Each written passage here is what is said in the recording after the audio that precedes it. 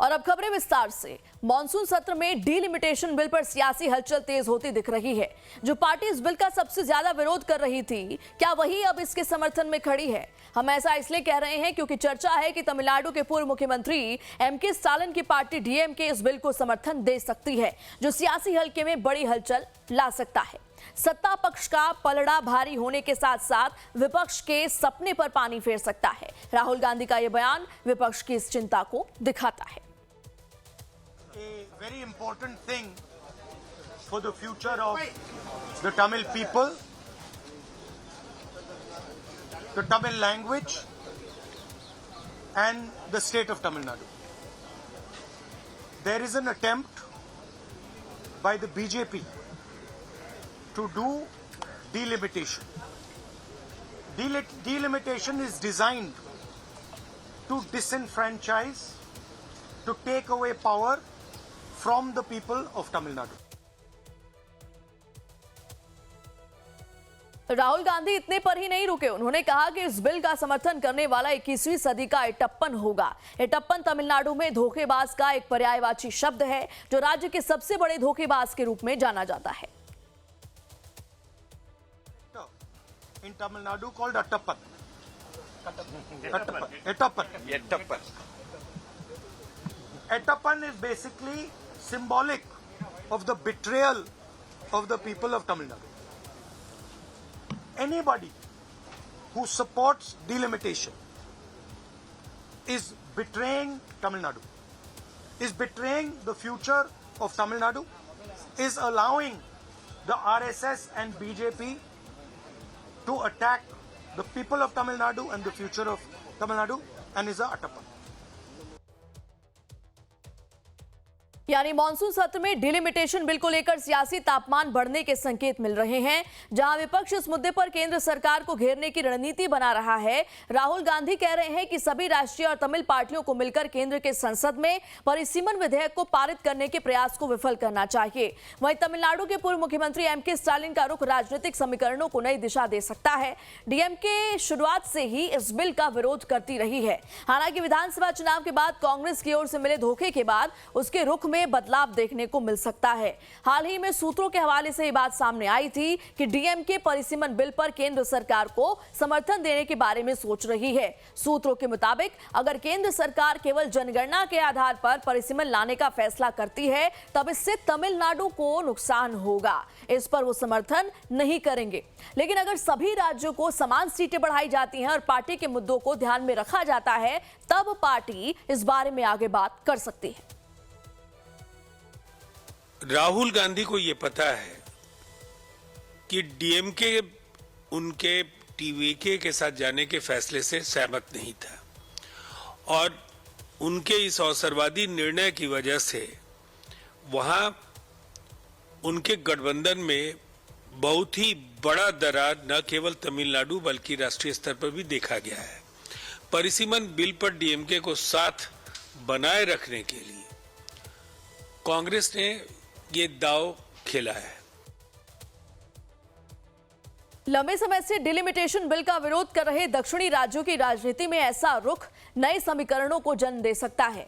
अगर बिल को स्टालिन का समर्थन मिलता है तो संसद में इस बिल की दिशा और विपक्ष की रणनीति दोनों पर इसका गहरा असर पड़ सकता है, जिसको लेकर कयासों का बाजार गर्म है। संसद में डीएमके का रुख क्या रहेगा? क्या वो परिसीमन बिल के दौरान सदन से गैर हाजिर रहेगा या एनडीए के साथ जाएगा? इस पर अभी संशय है। डीएमके के रुख को लेकर लाइव टाइम्स के न्यूज डायरेक्टर दीपक चौरसिया ने बीजेपी सांसद दिनेश शर्मा से बात की थी। उन्होंने क्या कुछ कहा था, सुनिए। तमाम ऐसे विषय हुए कि जहां कुछ मुद्दों पर विरोध रहा है और कुछ मुद्दों पर सहयोग रहा है। मैं ये नहीं कह रहा हूं कौन समर्थन करेगा कौन नहीं करेगा।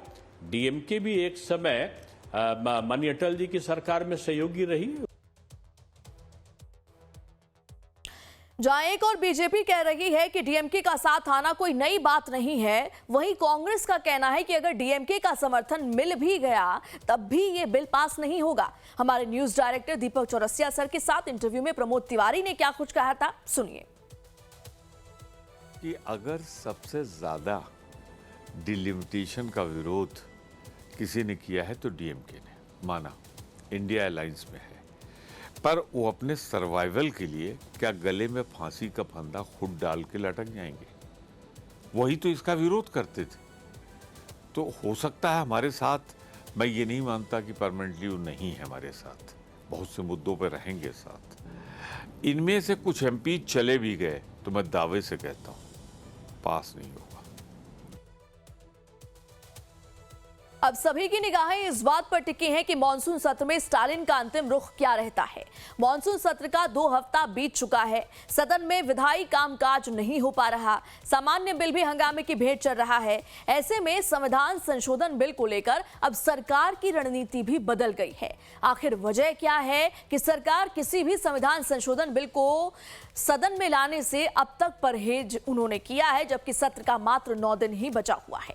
सरकार मॉनसून सत्र में कई सारे महत्वपूर्ण बिल पास कराने की तैयारी में थी, लेकिन विपक्ष के लगातार हंगामे के चलते सदन में कामकाज नहीं चल रहा।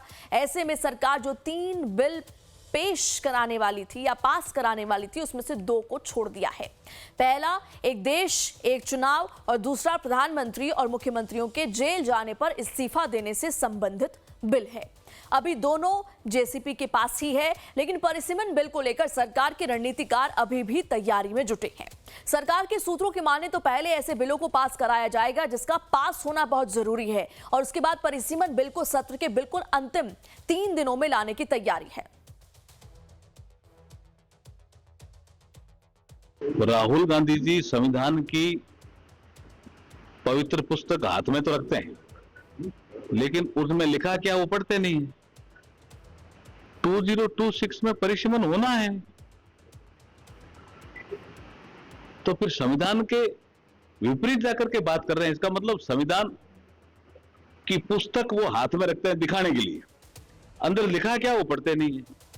सेंसस और डिलिमिटेशन 2 चीजें लिखी हुई है, तो उसको बदलना पड़ेगा। इसके लिए हम लेके आए, तब उन्होंने दूसरा तरीका अपनाया, आज दूसरा तरीका अपना रहे हैं। इसके पहले 2/3 बहुमत का जुगाड़ कर लेने का भी दावा किया जा रहा है, और शायद यही वजह है कि अब तक बिल को बिजनेस लिस्ट में शामिल नहीं किया गया और ना ही बीएससी यानी कार्य मंत्रणा समिति में भी सरकार ने चर्चा की है।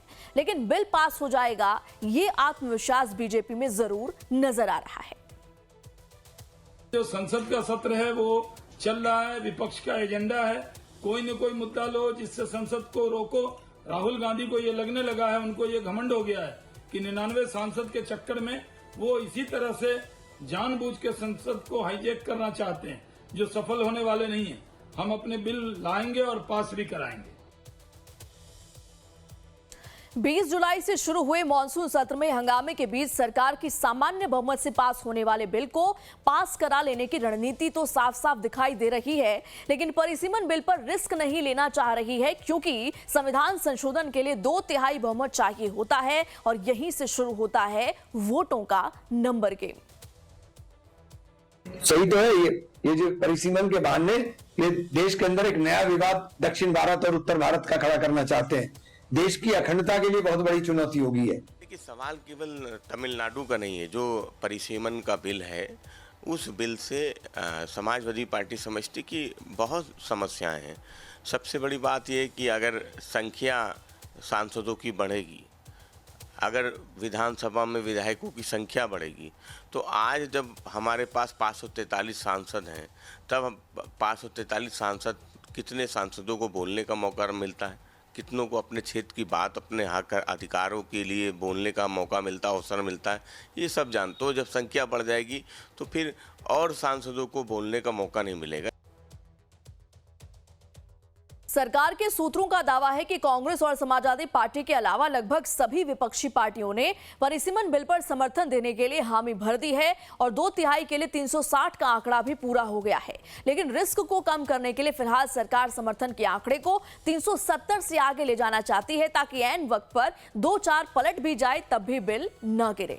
फिलहाल लोकसभा में एनडीए के पास 324 सांसद हैं, 2/3 बहुमत के लिए 360 वोट चाहिए, यानी सरकार के सामने 36 अतिरिक्त वोट जुटाने की चुनौती है।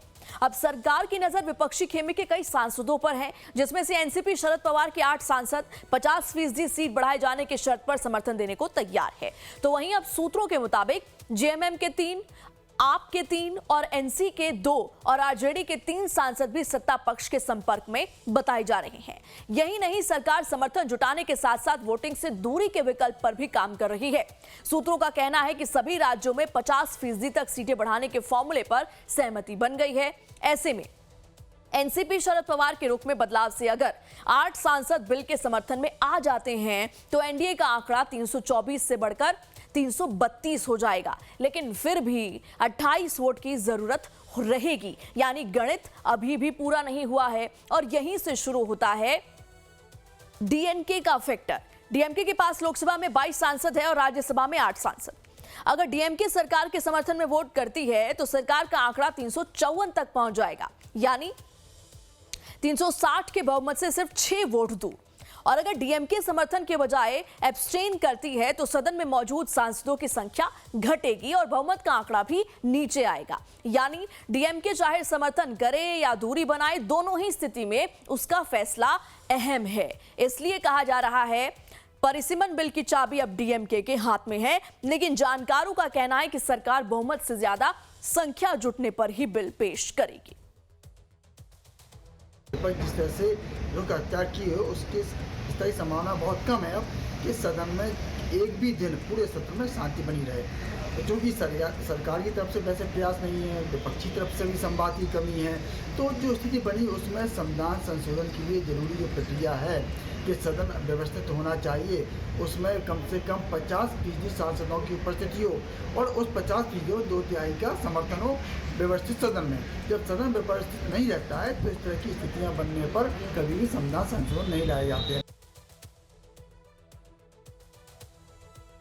समर्थन में सिर्फ आंकड़ा 360 ना रहे बल्कि 370 हो जाए, इसके लिए अब सपा के सांसदों से भी संपर्क साधा जा रहा है। जेएमएम, आप, आरजेडी और एनसी पर सत्ता पक्ष की नजर पहले से ही है और अब सूत्रों का दावा है कि 50% की शर्त पर सब राजी हैं। आरजेडी के 3 सांसदों ने भी सहमति दे दी है। महिला आरक्षण और परिसीमन पर अब सिर्फ कांग्रेस और समाजवादी पार्टी ही विरोध में है। सरकार के सूत्रों के इस दावे पर भरोसा किया जाए तो महिला आरक्षण और परिसीमन के लिए 2/3 के आंकड़े में अब कोई परेशानी नहीं है, लेकिन लोकसभा में 36 वोट का सवाल बिल पास होने तक तो खड़ा जरूर रहेगा।